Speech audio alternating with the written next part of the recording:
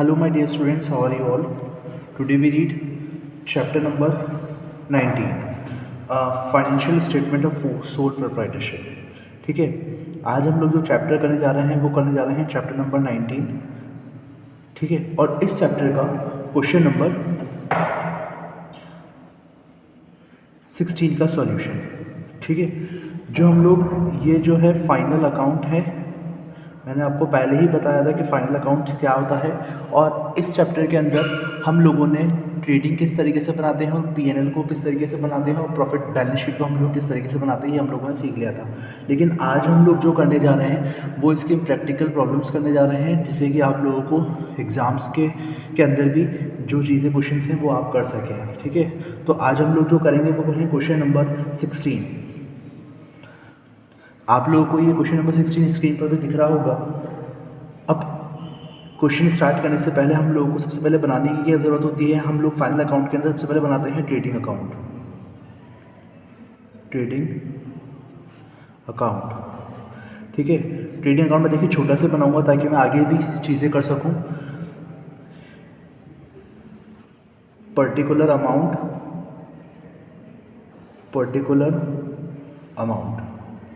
ठीक है. Particular amount, particular और अमाउंट.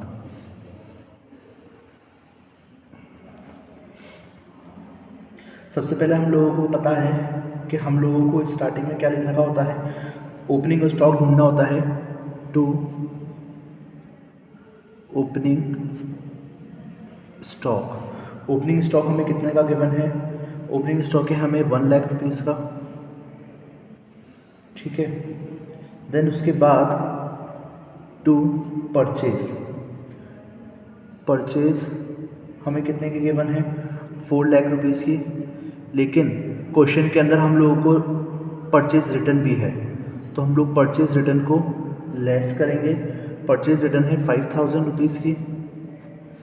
तो 4 लाख में से 5,000 गया तो बचा 3,95,000. देखिएगा ये सारा जो क्वेश्चन है वो सारा मैं आप लोगों को विदाउट कैलकुलेटर करवाऊंगा.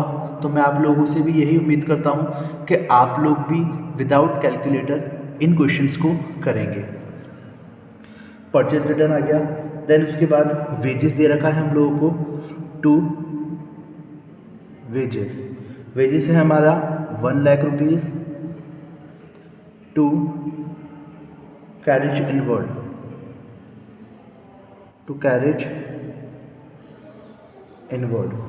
इनवर्ड है हमारा 5,000 रुपीज़ का.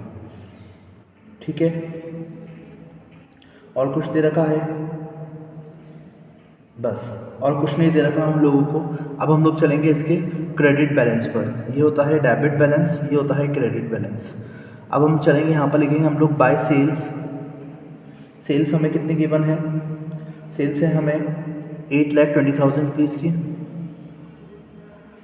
लेस सेल्स रिटर्न कितने की है. सेल्स रिटर्न है हमारा 10,000 रुपीज़ की. तो हमारा आ जाएगा 8,10,000 रुपीज़ बाय. अब क्या गिवन है हम लोगों को closing stock. By closing stock कितना है 2 लाख रुपीज़ का. 2 लाख रुपीज़ का. और कुछ गिवन है इस क्वेश्चन में. ठीक है, हमें इस क्वेश्चन में और कुछ गिवन नहीं है. टू ग्रॉस प्रॉफिट निकल जाएगा. To gross profit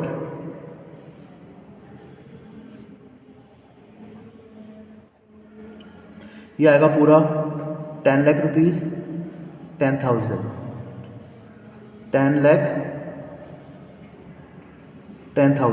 rupees.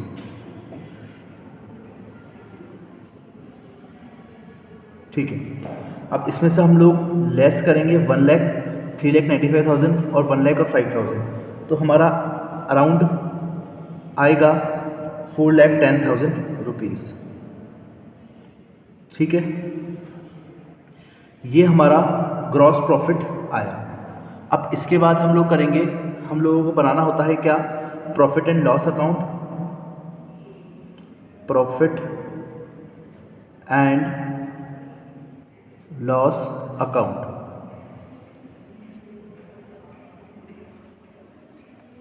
Amount particular,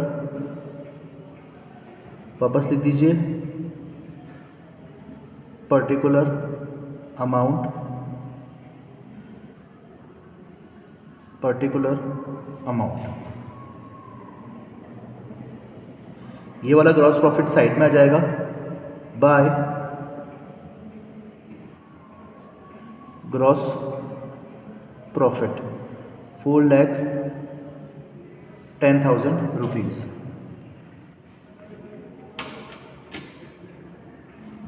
ठीक है, नेक्स्ट है अब हमारा, अब हम लोगों को पीएनएल के अंदर देखना है, पीएनएल के अंदर कौन कौन से टर्म आते हैं। आता है हमारा to salaries 60,000 rupees, to general expenses 20,000 rupees, rent 50,000 rupees,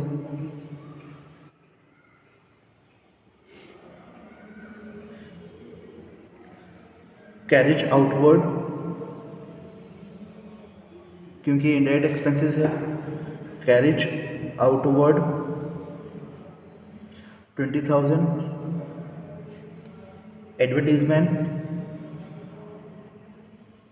advertising 20,000। ठीक है, और कुछ है, और कुछ भी नहीं है। ठीक है, 4,10,000, 1,70,000 रुपीज़, 70,000 रुपीज़ और 4 लाख।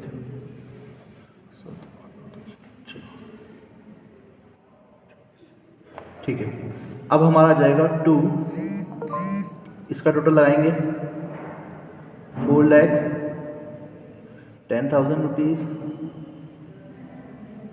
4,10,000 रुपीज़, 4,10,000 रुपीज़, इसका टोटल आता है हमारा 1,70,000 रुपीज़। ठीक है ना, इन सभी का टोटल। अब इसमें से 4,10,000 रुपीज़ माइनस करेंगे तो हमारा टोटल आएगा to net profit, to net profit रहेगा हमारा 2,40,000 रुपीज़। ठीक है बच्चों, ये हो गया हमारा ट्रेडिंग और ये हो गया हमारा प्रॉफिट एंड लॉस अकाउंट। ठीक है, अब हम लोग बनाएंगे हमारा बैलेंस शीट। बैलेंस शीट, हमें पता है बैलेंस शीट के अंदर हम लोग क्या क्या चीज़ को रखते हैं। यहाँ आता है हमारा लाइबिलिटीज, अमाउंट, एसेट्स, अमाउंट। ठीक है, स्टार्ट करते हैं हम लोग। कैपिटल लिखते हैं हम लोग सबसे पहले। कैपिटल कितने की है, 3,60,000 रुपीज़ लेस। सबसे पहले क्या करेंगे हम लोग, ड्राइंग्स दे रखी है, ड्राइंग्स दे रखी है। ठीक है, ड्राइंग को क्या करते हैं, लेस करते हैं। कितनी है, 40,000 रुपीज़ की है, 40,000 रुपीज़, 3,20,000 रुपीज़। और इसके बाद हम लोग इसको अंदर नेट प्रॉफिट को ऐड कर देते हैं। नेट प्रॉफिट कितना है, 2,40,000 रुपीज़। तो ये हो गया हमारा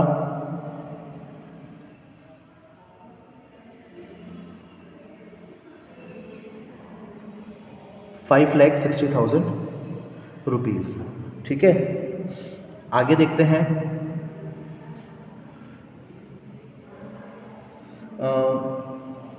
डेटर्स इसके अंदर आ जाएगा हमारा। सबसे पहले हम लोग लिखेंगे closing stock. Closing stock, closing stock हमें गिवन है 2 लाख रुपीज़ का। फिर उसके बाद हम लोग लिखेंगे डेटर्स, क्योंकि हमारे एसेट्स होते हैं। डेटर्स हैं हमारे 3 लाख रुपीज़ के। फिर हम लोग लिखेंगे cash, is also cash in hand और कैश इन बैंक आपने पढ़ा होगा 40,000 रुपीज़। फिर उसके बाद हम लोग कहेंगे क्रेडिटर्स हमारी लाइबिलिटी होती है, क्रेडिटर्स 50,000 रुपीज़, ठीक है। फिर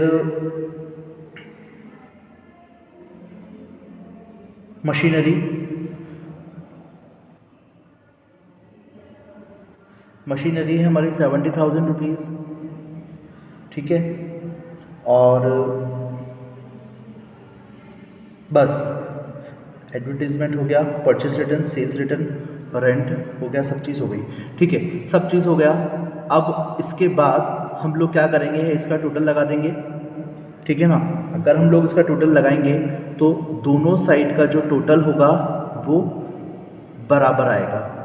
इस साइड का टोटल आएगा 6,10,000 रुपीज़। देखिएगा एक चीज़ और छूट रहा है,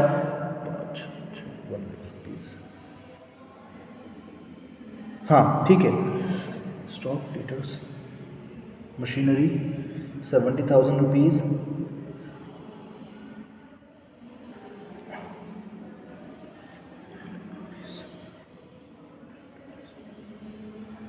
ठीक है। इस सब का टोटल जो लगाने के बाद हमारा जो टोटल आएगा वो आएगा 6,10,000 रुपीज़, ठीक है।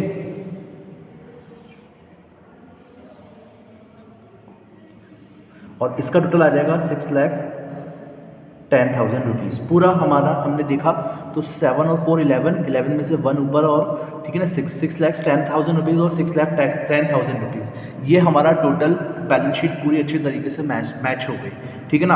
आप लोगों को भी इसी तरीके से करनी है, कोशिश ये करिएगा ज़्यादातर आप लोगों को, क्योंकि आप लोग अभी 11th क्लास के अंदर है, आप लोगों को कैलकुलेटर अलाउ नहीं करेंगे अभी, ठीक है ना। लेकिन आप लोग कोशिश ये करिएगा कि आप लोग जितने भी कैलकुलेशन करें वो सारा का सारा खुद ही करें, ठीक है ना। आई होप आप लोगों को ये क्वेश्चन नंबर 16 जो है जो मैंने अभी करवाया है, ठीक है, वो आप लोगों को समझ में आया होगा। अगर आप लोगों को इस क्वेश्चन के अंदर से कोई दिक्कत हुई हो तो मुझे व्हाट्सएप पे कमेंट करके मुझे पूछ सकते हैं, मैं आप लोगों को ये क्वेश्चन सॉल्व करवा दूंगा वापस से, ठीक है ना। आई होप आप लोग ये क्वेश्चन करेंगे और खुद भी करिएगा इस क्वेश्चन को, ठीक है, जिससे कि आप लोगों को क्वेश्चन अच्छे से समझ में आ जाए। अब हम लोग मिलेंगे नेक्स्ट वीडियो के अंदर, तब तक के लिए पढ़ते रहिए। Thank you, have a great day.